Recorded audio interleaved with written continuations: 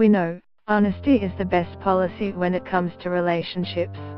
If you want to flush your partnership down the toilet the quickest way possible, start lying to them and keeping secrets. See how quickly it catches up with you. However, in the quest for all-consuming honesty, sometimes people's feelings and the intention behind your words in the first place get overlooked. Listen, we've all lied to our kids. Post continues, with that in mind, we spoke to a psychologist willing to give you a pass on some of those teensy-weensy white lies and secrets kept that do more good than harm. Keep in mind this isn't an all-access pass to Liapalooza, context is the key. But here are the times you could, and possibly should, lie or withhold the truth from your partner. You are in a committed relationship and just happen to be looking mighty fine as you walk into a cafe. A stranger tries to charm you and maybe even makes a move, and you politely decline. Sydney-based clinical psychologist Stephanie Allen from Life and Mind Psychology says this is not a story worth regaling to your significant other. You've got to ask yourself what is there to be gained by telling them the information, or what are the consequences if I don't tell them this information, Allen says. Conversely, think about what the potential harms are if you do tell them. Why would you tell them something like that when they are just going to get upset about it for really no reason?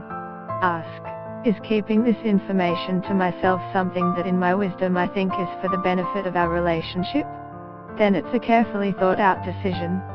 If you've noticed they are getting trolled online for a social media post or overheard a mean comment from an acquaintance at a party, it's not worth opening your mouth about it, says Allen. If it's their close friend then that's different, she adds.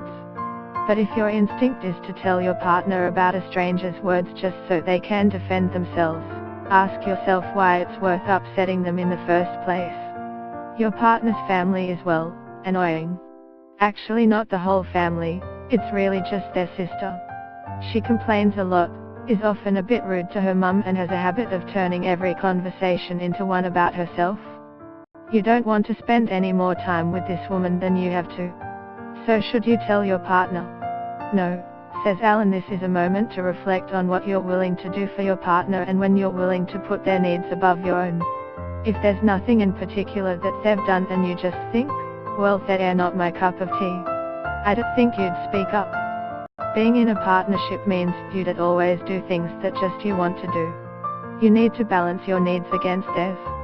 And if it's not that a friend or family member is weird, but otherwise harmless, and they're in fact behaving in a way that's harming you or your partner, like constantly borrowing and not returning money, well, then, Allen says it's a good idea to talk to your partner. It depends on why you'd like them and what you want from your partner.